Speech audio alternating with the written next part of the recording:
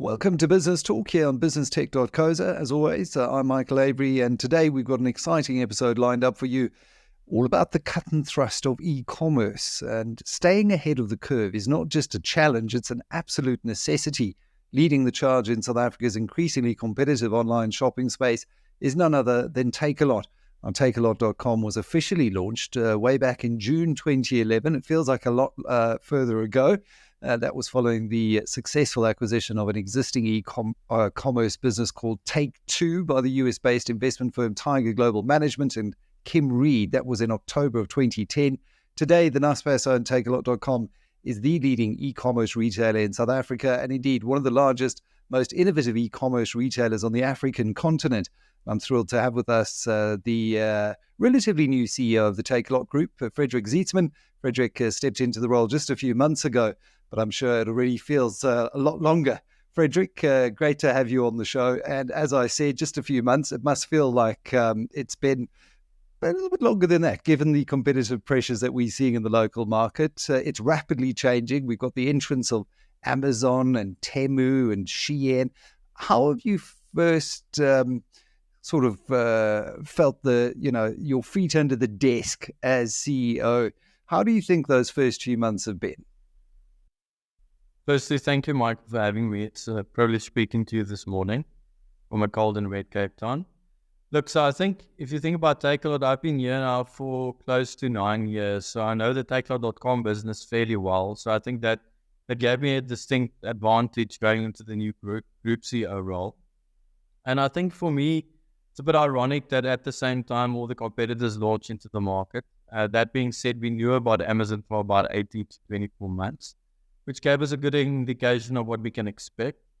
But for me, I think what I've enjoyed in the recent couple of months being in the Group CEO role is just having a sober view around Takealot Group, because I think people tend to think Takealot.com predominantly, but our group consists out of 3 entities, which is Mr. D, the on-demand restaurant and grocery delivery platform, superbalist.com and Takealot.com. And I think for me, it's quite a nice perspective to look at the group and say, hey, but how do we compete across all 3 of these businesses, and how do we present a value proposition to the consumer that's not just limited to Takealot.com? And I think that gives me a lot of energy, a lot of creative ideas are coming to the fore in terms of how do we actually compete in a market that I guess is becoming more commoditized.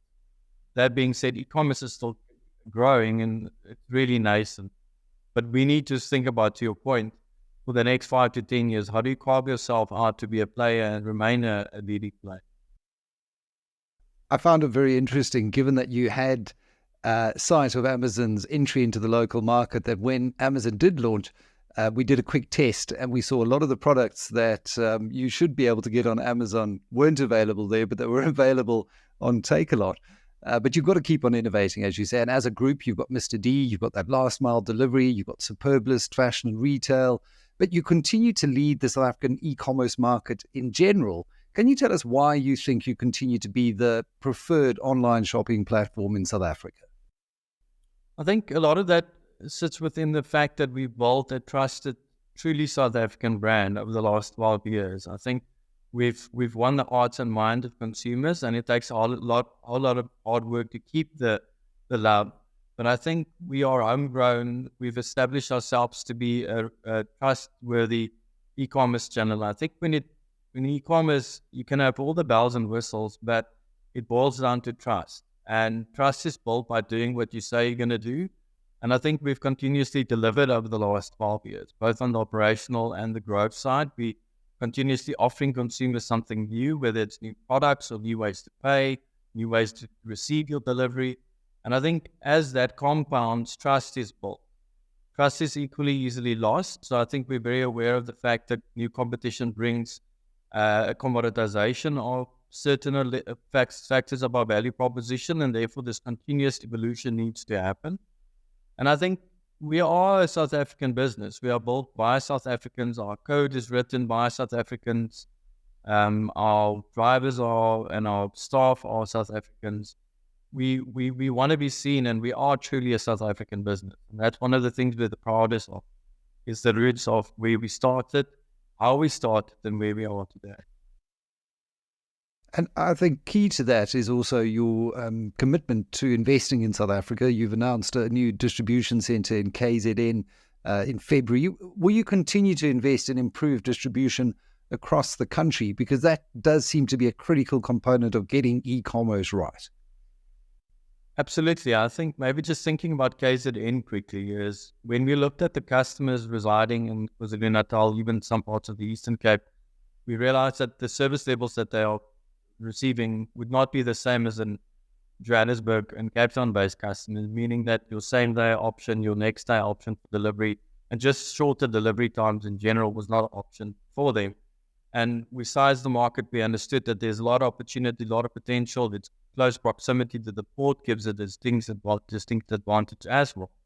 But I think there's going to be an evolution in how Takealot invest in distribution fulfillment capability. Is you have to have these big pillars, which are centralized distribution centers.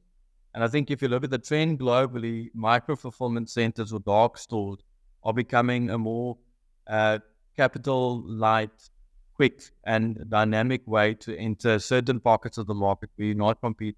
I think that's where our TakealotNOW proposition has shown very good promise in terms of how we can set up dark stores within urban centers and then serve consumers with a smaller set of product. And in that context, we will continue to expand physical presence. But from an employment perspective, today we've got about 16,000 drivers in our network. We see that numbers just going to increase over time as e-commerce penetrates. That will bring more franchise opportunities for our franchisees, as well as more driver and employment opportunities across our network. And I'm sure in doing that, you require a lot of data to understand exactly how you merchandise and provide inventory to those dark stores, and understanding, what are those items that people in the main are going to want in terms of same day versus, some items that might be a bit more obscure that you fulfill as via a third party supplier. So tell me a little bit more about, because you've launched also TakealotMORE as well as TakealotNOW last month. What have the numbers been like? What has the uptake been like? Tell me a little bit more about how you've approached fulfilling these two new projects. Yeah, so I guess that's one of the most tricky things that we can do. And I think we, to some extent, are doing it within our central fulfillment centers where we've got about in excess of 6-7 million products on our catalog, and we need to decide which 600,000 can go into our fulfillment centers. The same reality plays out into the TakealotNOW store. And there's two ways to approach that. Is either through a hard analytics perspective, you look at data, you look at prediction, and that's definitely the foundation. But we are all humans. We run out of stuff that we need immediately. Stuff breaks unknowingly. So if you have to take that soft perspective as well to say, hey, but what do humans need? What do people need? And what are those journeys that we can satisfy? So I think TakealotNOW has been very successful. We recently launched the Cape Town store, so we basically cover the whole of the Cape Town metropole, even onto the northern suburbs. We're launching a Pretoria store next week, I believe. Johannesburg store has been successful. So the data and the softer, more customer lens is leading us hard to fulfill that. So we're very happy with the progress there. That's shown opportunities nationally that we can roll out. And then in TakealotMORE, we're very excited about that. That brings in a whole new perspective to the consumer. And TakealotMORE presents a subscription model to consumers to get both Takealot.com and Mr. D benefits. So it's the only subscription model nationally, and I think to some extent internationally, where you get grocery delivery, food delivery, and e-commerce deliveries in one subscription program. And we've seen that resonating with consumers. We've had very good feedback, even from market research companies that look at data that they gather, and they're saying, hey, but there's a behavioral change. People are enjoying this, they are adopting it, and we see the same internally. And we're very excited about TakealotMORE. It's only the beginning. It's 1 month old, as you said, but early signs are very good. I can imagine the time is right for something like this. But to your point, behavior has changed. I think we've become socialized through COVID and very comfortable doing our grocery shopping online, which is now following behind that e-commerce trend that was already emerging behind that as well. My mom, for example, who never used to do anything online, does a lot of things via 60/60, for example. So we become a lot more socialized to this. So given that, can you share some more information on the performance of Mr. D and your plans for that service? Because that seems to be integral to rolling this out. Yeah, so I guess Mr. D has got both front-end and back-end opportunities. What I mean by that is historically and predominantly still known as a restaurant food delivery business. But if you look at the capabilities, both from a brand and from execution perspective, what Mr. D can become, the pick and pay grocery opportunity has added a lot of value to that platform. We've seen the grocery business grow excessively, more than 150% year on year for a couple of months now. And that excites us because it tells us the consumer's thinking about Mr. D, not just from a restaurant perspective. The next pillar that we're building out in Mr. D is basically retail on demand, which effectively means you build a platform around the ecosystem around Mr. D, and you say, but everything within a proximity of 5, 6, 10 kilometers around a franchisee hub can become an on-demand service. So the flower shop, the bath essential shop, the pet store, the pharmacy, everything can become an on-demand model. And we've got all the requirements to build that model. That's where the next generation growth and relevance for Mr. D sits. It's growing out of food, never neglecting food because people like ordering stuff online, but then just maybe morphing into something a bit more holistic for the consumer. And helping all of those smaller business owners that service community and convenience centers as well to reach their customers at the end of the day. It's interesting. We're having this conversation at a time where there's been a lot of focus on some new entrants and whether or not we've got a level playing field. And I know TFG CEO Anthony Thunstrom recently highlighted that clothing imports from Shein and Temu will be taxed at 45% to close a loophole that they've been using. Can you just share your thoughts on their operations in South Africa and their impact on the local e-commerce industry? Is it a level playing field? Look, I think it's something that we've been working on probably for the last 1 year since Shein really became something to consider on our radar. And we've spoken excessively and extensively with government, non-government bodies. And I think the reality is that consumers also need to realize that 45% tax is not incremental. It is not something that the government decided to do to protect local industry. That's just enforcing current rules. And by a simple example, it can be illustrated that our marketplace sellers on our platform, they import goods from China, they pay 45%. And they need to then sell those things through our platform where these new entrants, they utilize the concession that was in the SARS regulation that allowed them to bring it in at a flat rate and in some cases not pay anything at all. So the move from SARS is really just leveling the playing field, but importantly only on textiles, leather goods, apparel. It's not across all categories. And if you look at what the damage is being done, is it's on small businesses that sells on our platform. So that's why Takealot is passionate. We see ourselves as an ecosystem that advances and empowers entrepreneurs. And if there's no level playing field, I feel that, and I understand and I know that the small businesses are going to suffer because they are paying 45% and them and Shein might not be paying the duties and the tax that's due. So I think that's the biggest impact on the local market. As far as competition, super happy to have competition, super happy to see the consumer adopt online, build trust in purchasing online. We need e-commerce to grow, but let's do it from a base that is fair not only to Takealot, but to the small businesses that transact in our country. There's about in excess of 10 billion rand off our platform annually that is transacted by small business. Those businesses will start to suffer, not just the big businesses if there's not a level playing. Are you confident that the authorities are aware of this and are going to move swiftly to ensure there is a level playing field in those other categories? Because there's also an issue around payments, and I know dLocal, which is a NASDAQ-listed company, established a subsidiary in South Africa to facilitate payments outside of South Africa, and there are questions around whether or not that is in line with exchange control regulations and other issues with the Reserve Bank. So, I mean, that's a side issue here when it comes to just ensuring that everyone's paying the correct amount of import duties and taxes. Is SARS aware of this? Do you think it's going to move on this anytime soon?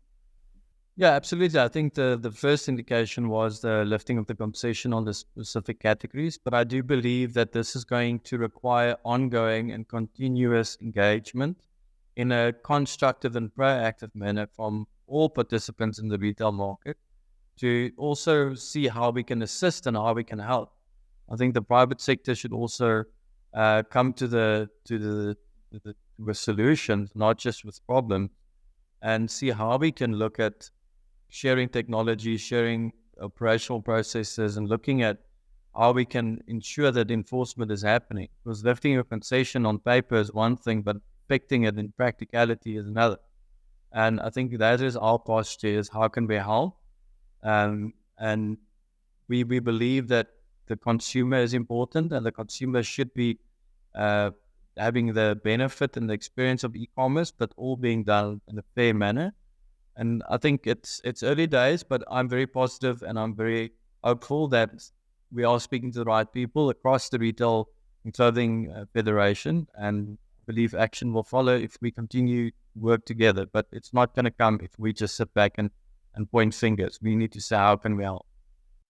Yeah, and that's very much in spirit of the government of national unity. That's the sense that I'm getting, in that we have a window of opportunity here across the private sector and the public sector to start collaborating more closely to the benefit of South Africa and South African small business at the end of the day. Amazon launched in South Africa last month. And again, to your point, great to have competition. As a consumer, the choice is fantastic. There was a lot of fanfare. It seems to have died down, and maybe it's just me. Has there been any impact on Takealot sales volumes after Amazon's launch? Look, I think the reality is, and I guess we've got a advantage from our perspective because we've studied their entry into Australia, Poland, Latin America, Turkey, and I think this is, as to be expected, a slow start.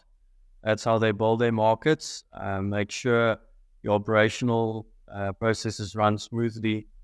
I think it's early days, and I think we need to realize that Amazon is a fierce competitor, and they will start their machine soon. I don't think the machine has started yet. And again, it's welcomed in the sense that e-commerce gets a bit of a spotlight on it. Consumers start adopting it, but very early days to call Amazon. Of course, I think the consumer is interested in price comparison. I think some price comparison sites or Google Shopping might be winning because the consumer now wants to see the prices between Amazon and Takealot. And we do see people and definitely cherry picking and buying certain items from the other platform. But again, it's good. Nobody wants to be second best. We want to be the best, and we believe we can be the best. And we've got distinct advantages. So early days, but very excited to compete and to win it. That's good fighting talk, which is great to hear. And I know that Bob Group MD Andy Higgins believes that Takealot has many advantages over Amazon and will ultimately be the winner here. Clearly, I mean, you're CEO, so you'd share that view. What do you think are your advantages? Why do you believe you're well positioned to compete against Amazon? Look, I don't think there's one specific thing, because you've got advantages and you've got distinct disadvantages. And I think one of the disadvantages is the mobility of technology globally. The Amazon machine is being coded, and the code is being written off the back of R&D investment that exceeds our probably our annual turnover. So on technology, we just need to be vigilant and understand, but they're importing technology. Every time you refresh your Amazon app, the code has been written globally, and it's been written by a different type of investment backing it. So there's a disadvantage, but I think advantages are many. I think we've got local market knowledge. We understand South Africans. We are South Africans. We've been here for 12 years. We've got a lot of data on how the consumer behave, what their preferences are. There's nuances that sits in your brand that you need to be aware of. that we need to leverage. And I think maybe operationally, and that might have been Andy's point at the time, is that your logistics network and your fulfillment network at scale is a significant advantage, because we ship close on a normal day. We do about 70,000 orders through our fulfillment centers in our network. It took us a long time to get there. And the question is, how do we continuously leverage that scale to compete? So I would say we've got advantages, but how we play the next 2 to 3 years will determine if we leverage them effectively. Yeah, and I mean, that accords certainly with my personal experience with the way people interact with the Takealot brand. Is that, to your earlier point, it's trusted, but it's trusted because of that efficiency that you've built operationally in terms of delivery, as well as in returning items as well. Now, there also have been rumors in the market that Takealot is looking to dispose of Superbalist. Can you comment on that? I can't comment on any market speculation. I think the one thing I've learned since the 1st of February in this new role is I cannot, and I have no impact on what journalists write, so I can therefore not comment on what they write.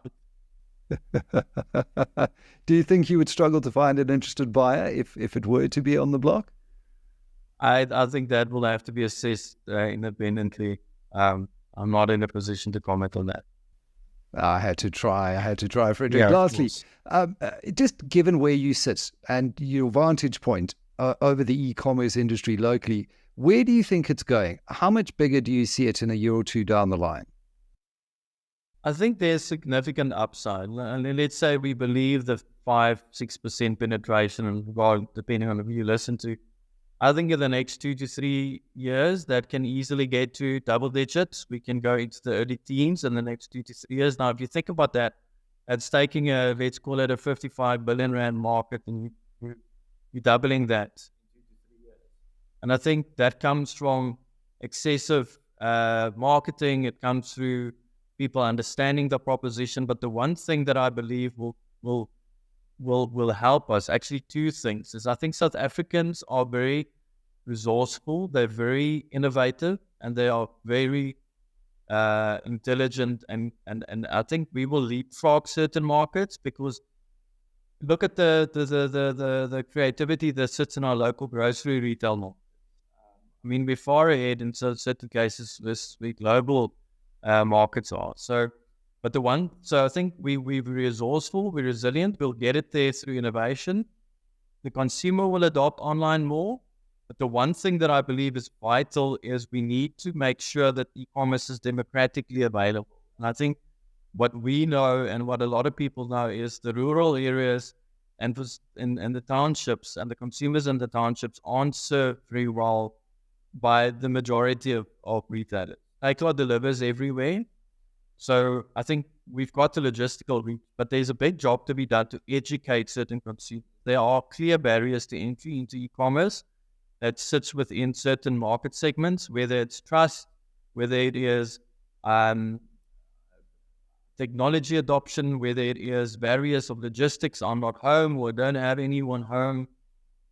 That is the next frontier. And I think we've got something that we've launched called the Takealot Personal Shopper, which allows people with social capital and equity in communities to shop on behalf of their neighbor, on behalf of their community. And we see that market development bottom up is vital to get e-commerce to that 12, 11, 10% that I spoke of earlier. Is we need to make sure that we are servicing everyone equally. And that's going to need some deliberate attention in certain markets. That is fascinating, because clearly there's an opportunity, given the spatial legacies of our past and where that consumer market sits in location to some key outlets, retailers, and being able to connect and solve for those problems. I mean, there's a clear use case there, but it is about overcoming some of those barriers that you've mentioned. So I'm sure we're going to be seeing a lot more out of Takealot on that front. Thank you so much for joining us today, Frederik. Really enlightening to hear about Takealot strategies and future plans here on Business Talk. Take care.